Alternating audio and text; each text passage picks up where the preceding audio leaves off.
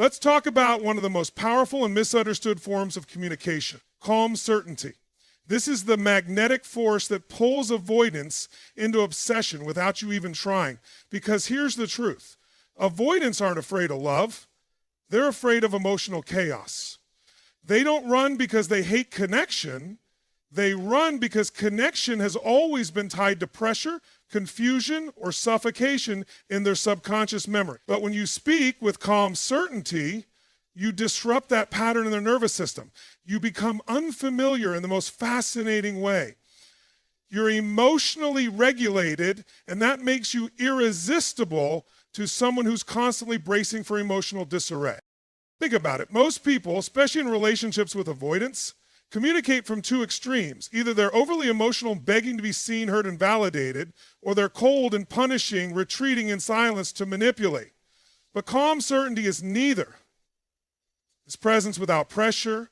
It's clarity without control.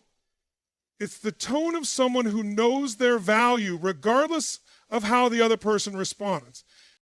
Now, why does this matter to an avoidant? Because avoidants are masters of emotional detection. They're hypersensitive to tone, timing, and tension. If you speak with anxiety, they feel it in their bones, and they shut down. If you demand, they feel trapped, and they run. But if you show up with calm, anchored energy, not demanding a connection, but radiating it, you disarm the fear that lives beneath their detachment. Calm certainty is psychological power. It says, I don't need to raise my voice to make an impact. I don't need to text 5 times to be remembered. I don't need to perform or persuade to be chosen. That's exactly what makes avoidance obsessed.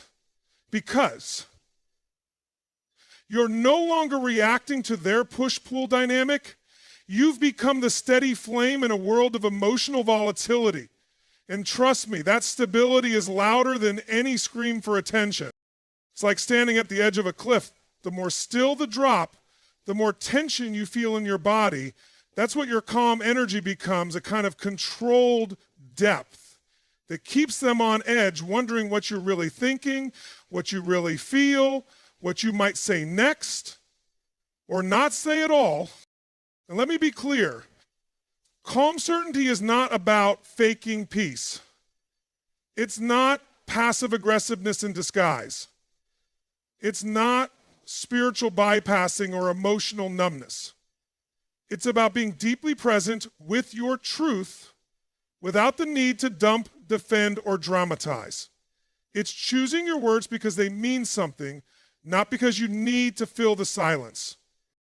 Avoidants don't become obsessed with a person who talks the most or cries the loudest. They become obsessed with a person who knows how to regulate their emotional expression. Someone who doesn't seek approval through communication, but communicates from a place of internal approval. So how do you embody this?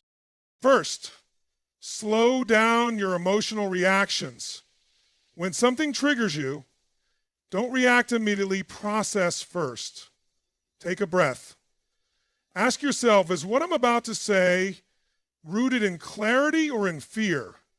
Because avoidants don't fear vulnerability. They fear emotional explosions that feel unpredictable.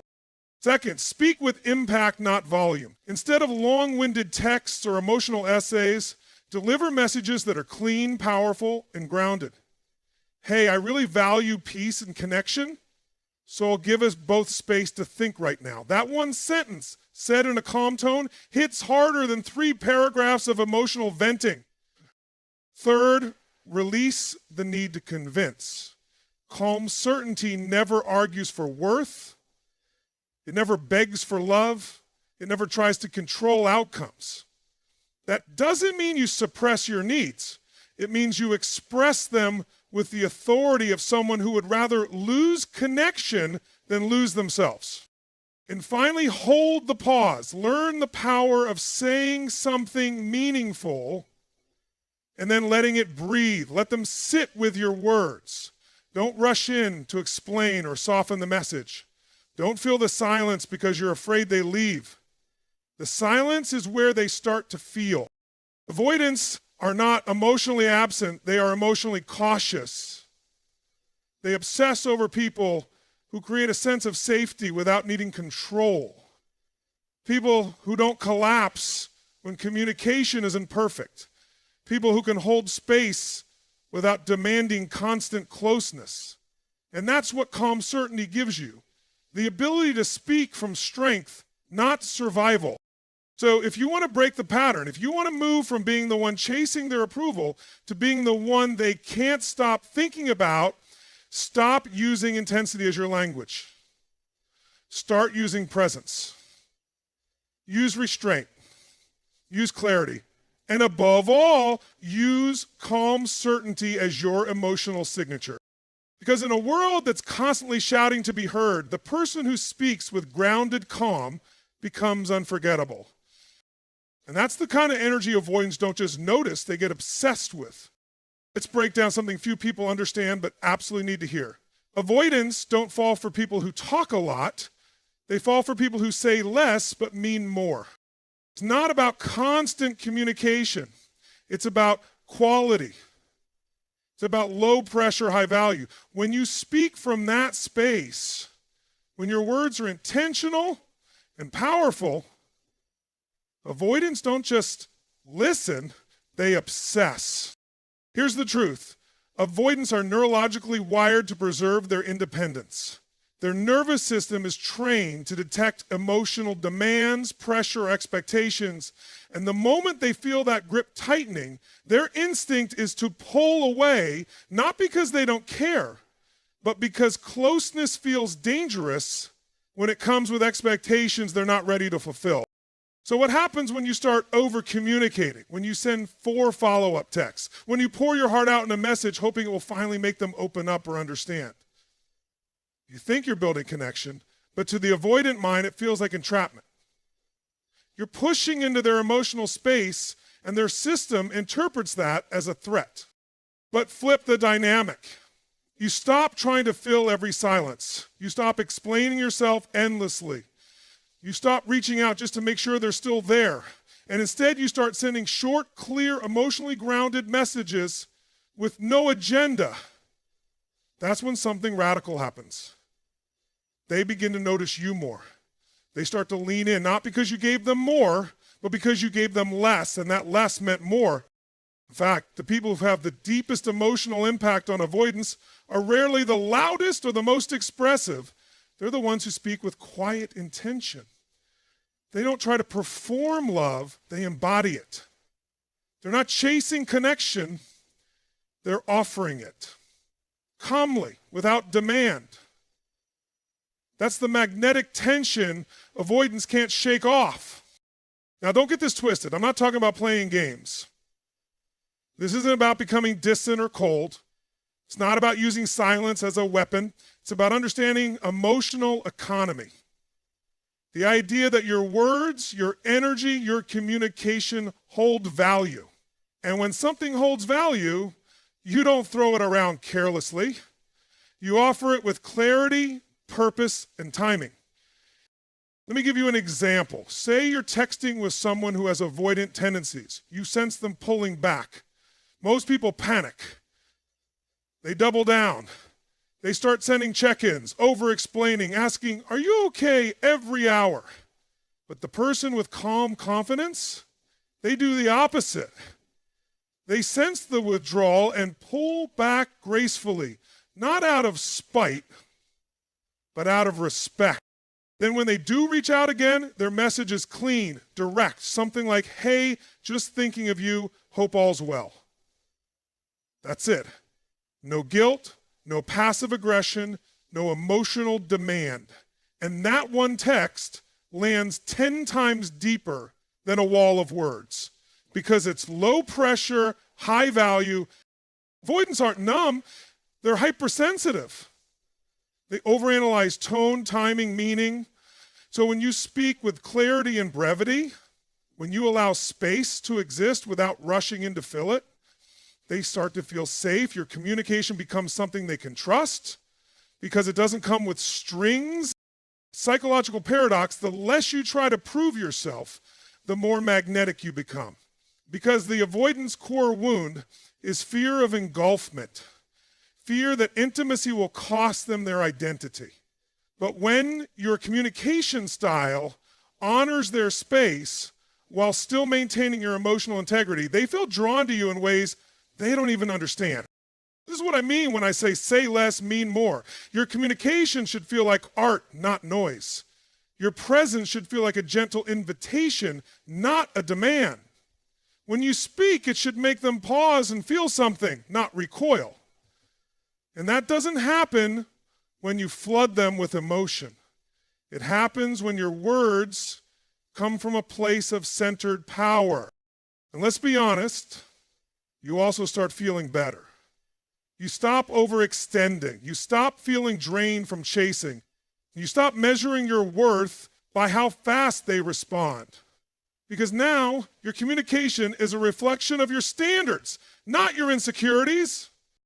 In this way, you don't just influence the avoidant, you elevate yourself. You become the one they think about in the silence, the one whose words echo in their mind, not because they were loud, but because they were rare and intentional. So here's what I want you to walk away with. Every time you speak, you are either reinforcing emotional safety or you're triggering resistance. Choose your words wisely. Don't talk more, talk deeper. Say less, mean more. Let your calm clarity do the heavy lifting, and let your energy speak louder than your need. That's how avoidants become obsessed, not with the words you say, but with the presence behind them. Let's talk about something most people completely misunderstand in relationships, especially with avoidance. You don't build connection by chasing, you build it by mirroring. And I'm not talking about pretending or mimicking someone's words like a robot. I'm talking about the emotional art of reflecting their energy instead of flooding them with yours. When you do this right, it creates something that avoidants rarely feel, emotional safety. And safety is not intensity, is what leads to obsession. So here's what you need to understand. Avoidants are hypersensitive to emotional imbalance. The moment they feel someone trying to pull them out of their shell, they shut down. It's not because they don't care. It's because they feel out of control. They're wired to protect their space. And the more you try to force connection, the more they back away. Most people don't realize this. They think if someone's pulling away, they should try harder. They should explain more, love louder, close the gap. But that's not how it works with avoidance. The more you pursue, the more pressure they feel. The more you ask what's wrong or say, can we talk about this? The more they feel emotionally cornered. They need space to feel. They need quiet to process. But when you mirror, when you match their energy, their pace, their level of openness, something changes. You remove the pressure. You stop broadcasting anxiety. You become emotionally congruent with their nervous system, and that creates the one thing they never expect to find in connection: relief. Let's say they're being short with you. Maybe they're pulling back. You're tempted to reach out and say, why are you being distant? Did I do something wrong? But mirroring would sound more like, I sense you need a little space. I respect that. I'm here when you're ready. That one sentence does more for connection than 10 emotionally loaded paragraphs ever could. Why?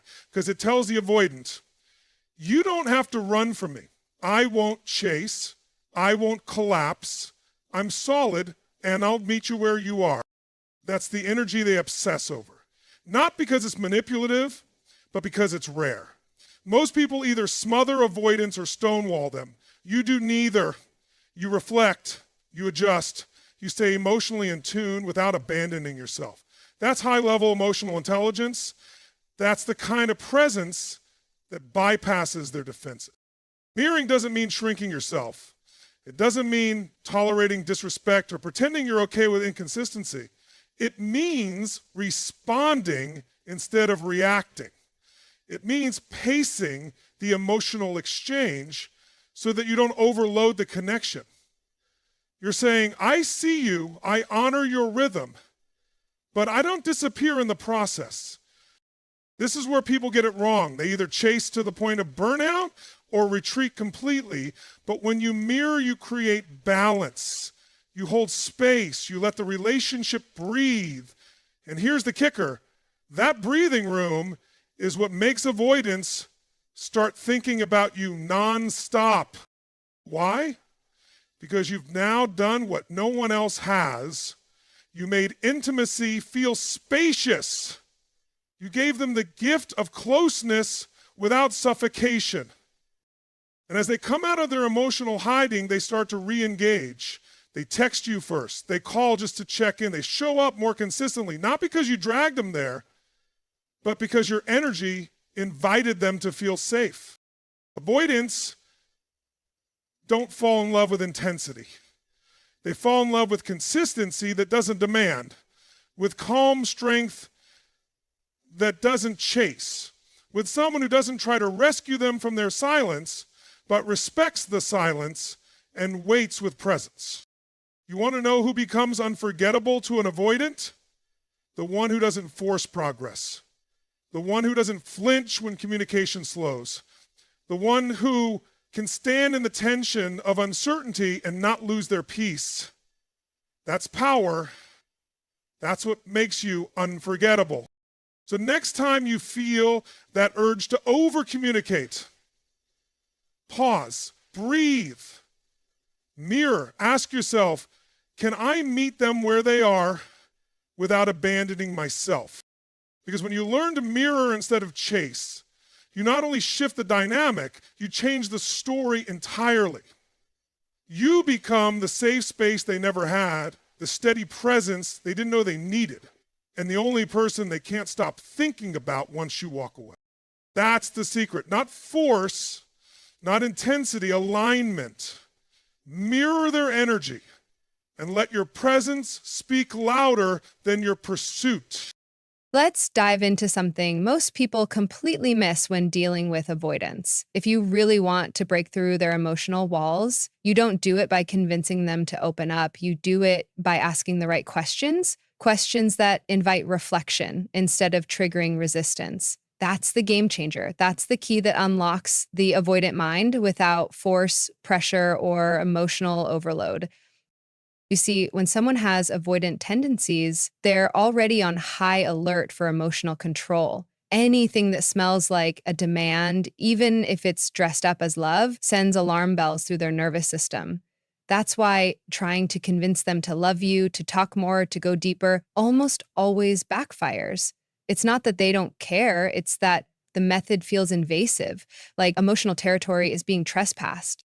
But when you switch from pushing to inviting, everything shifts. And the most powerful way to invite someone into connection, especially someone emotionally guarded, is to ask powerful, open-ended, low-pressure questions. Because when you ask instead of demand, you're no longer trying to bend their will. You're appealing to their inner world, their own sense of curiosity and self-awareness. Let me give you an example. Let's say an avoidant pulls back after a few deep conversations. Most people panic and try to fix it. They send long emotional messages like, I just don't understand why you're being distant. I thought things were going well. I need clarity.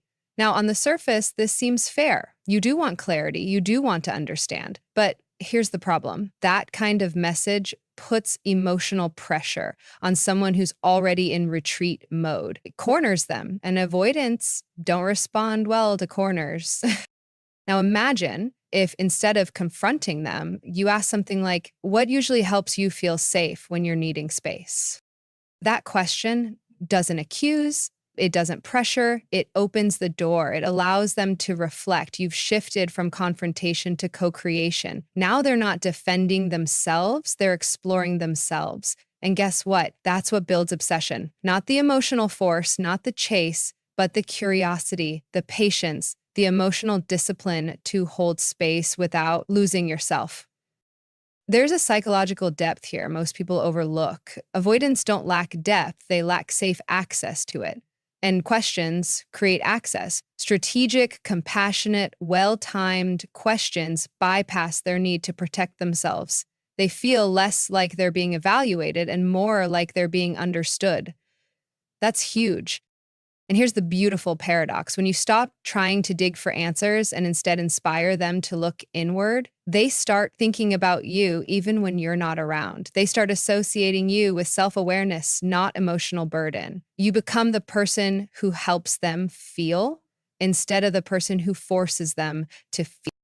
To do this, you have to come from a place of calm power, not emotional urgency.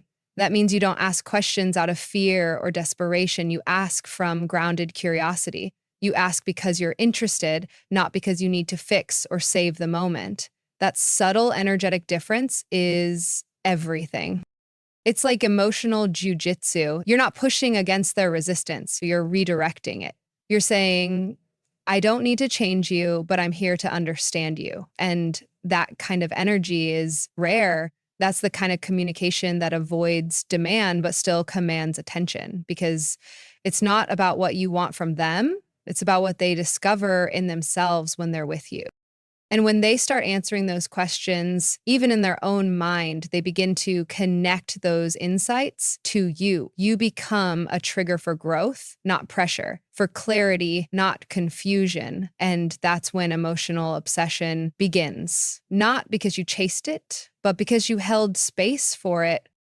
This is why the question is more powerful than the statement, the invitation stronger than the insistence, the reflection more disarming than the argument. So the next time you're tempted to convince someone to open up, stop. Ask yourself, can I ask something that helps them access their own truth instead of demanding they align with mine? Because when you ask the right questions, you don't just create connection, you create awakening. And that's the kind of communication that makes avoidance return, rethink, and remain haunted by the one person who never tried to force their heart open, but quietly handed them the key. If you want to become unforgettable to an avoidant, you must understand one thing. They don't fall for emotional chaos. They fall for emotional clarity wrapped in solid boundaries. And I'm not talking about walls. I'm talking about the kind of boundaries that radiate self-respect without needing to be loud about it. The kind that speak not from insecurity or fear of abandonment, but from deep alignment with your values. Most people mistake communication with oversharing. They think being open means unloading every thought, every feeling, every insecurity in hopes of building intimacy. But to someone who is avoidant, that kind of communication doesn't feel vulnerable. It feels intrusive, not because they don't want depth, but because they were never taught how to feel safe with it. This is where emotional boundaries become everything, because emotional boundaries are not about saying no with anger. They're about saying yes to your truth without apology. They're about communicating from self-ownership, not self-sacrifice. And when you do this, something powerful happens. The avoidant starts seeing you as different, not like the others who demanded, begged, or bled emotion all over them. You become the person who speaks from grounded standards, someone they can't quite figure out, but can't forget either. For example, let's say the connection starts to feel one-sided. You're reaching out more, they're pulling back. Most people panic. They ask for reassurance, try to explain their needs in long texts, or worse, pretend they're okay while dying inside. But the person with emotional boundaries might say, I value mutual effort in connection. If you're not in the space for that, I respect it, but I won't keep investing from a place of imbalance. Now stop and feel the weight of that message. It's not passive aggressive. It's not begging. It's not cold. It's clarity without blame. It's power without force. It doesn't seek to manipulate. It simply reveals who you are. And that right there, that level of self-ownership destabilizes the avoidance usual pattern, because they're used to people tolerating emotional crumbs. They're used to people proving their worth, chasing the connection, trying to be understood, but you don't try to be understood, you choose to be respected. And that's the energy they crave, but rarely encounter. Here's the truth. Avoidants become obsessed with people who communicate like they don't fear loss, not because they're careless, but because they're centered. You're not seeking permission to express your needs. You're stating them with calm certainty. You're not negotiating your worth. You've already decided it. That kind of clarity, it's electric. But here's the deeper layer. When you express emotional boundaries, you don't just protect your peace. You model what healthy connection actually looks like. And that modeling pulls the avoidant into awareness. It makes them reevaluate how they engage. It invites them to rise because suddenly they're dealing with someone who doesn't tolerate emotional ambiguity, someone who refuses to get lost in the gray zone of mixed signals and inconsistent effort, someone who, and that's rare. Most people contort themselves to stay connected, but you communicate with precision. You don't explain your boundaries hoping they'll accept them. You state them because you accept yourself. That energy, it creates obsession, not because you were trying to be loved, but because you were unshakably yourself. When you speak with that level of strength, avoidants don't forget it. They may pull away at first, that's their default, but they come back haunted, not by your absence, but by your presence, by the way you didn't collapse, by the way you didn't try to hold on to them tighter when they drifted, by the way you said, I'm here if you're ready, but I'm not waiting in emotional limbo. That tone, not demanding, not dismissive, just deeply true, that's what cuts through. That's what their mind returns to when the noise fades. And even if they don't say it out loud, even if they never tell you how much it impacted them, they felt it and they will feel it again. Because here's what no one tells you, the strongest form of communication is not emotional intensity, it's emotional certainty. It's knowing who you are, what you need, and being willing to walk away if that's not honored, not as a threat, but as a truth. So stop trying to convince someone to treat you right. Stop trying to be chosen through performance or pressure. Speak your standards with grace. Set your emotional boundaries with calm power and trust that the right people, even the avoidance, won't be able to stop thinking about the one person who didn't beg to be understood. They'll remember the one who already understood themselves. And there's something profoundly misunderstood about communication, especially when it comes to avoidance. And it's this: sometimes the most powerful message you can send is silence. Not the kind of silence that punishes or plays games, but the kind of silence that's rooted in emotional strength, strategic silence, conscious pause. And when done right, it shakes the avoidant to their core. Avoidants aren't afraid of you, they're afraid of what intimacy requires. Vulnerability, dependence, surrender, and when they start feeling too much, they don't communicate, they retreat, they distance, they disappear. Most people in response panic. They chase, they fill the space with texts, calls, explanations, justifications, not realizing that every attempt to reconnect is actually making the avoidant more resistant. Because when you rush into their silence with emotional urgency, you confirm the very fear they were trying to escape, that closeness equals pressure. But when you do the opposite, when you don't respond, when you withhold with wisdom, everything changes. Because now they're forced to sit with the silence they created, no reassurance, no explanation, no emotional energy to feed on. And that silence becomes a mirror, not for you, but for them. This is where the breakdown begins, quietly, internally, slowly, but it's real. It's subtle mental chaos. Why aren't they texting? Did I mess it up? Why aren't they chasing like everyone else? Now you're in their head, not because you yelled, not because you begged, but because you said nothing, because your silence carried weight. See, strategic silence is not passive. It's an active choice to protect your peace. It says, I'm not afraid of losing you. I'm afraid of losing myself. And that terrifies avoidance because they're used to people bending, waiting, explaining, chasing. But when you go silent with dignity, you break their loop. You become the first person who didn't fold under their distance. You stood still, you held ground. And now they're not just alone with their thoughts. They're alone with the realization that you were different. But here's what makes this silence so effective. It's not coming from ego. It's not a tantrum. It's not ghosting. It's emotional discipline. You're not shutting them out. You're creating space. You're choosing yourself.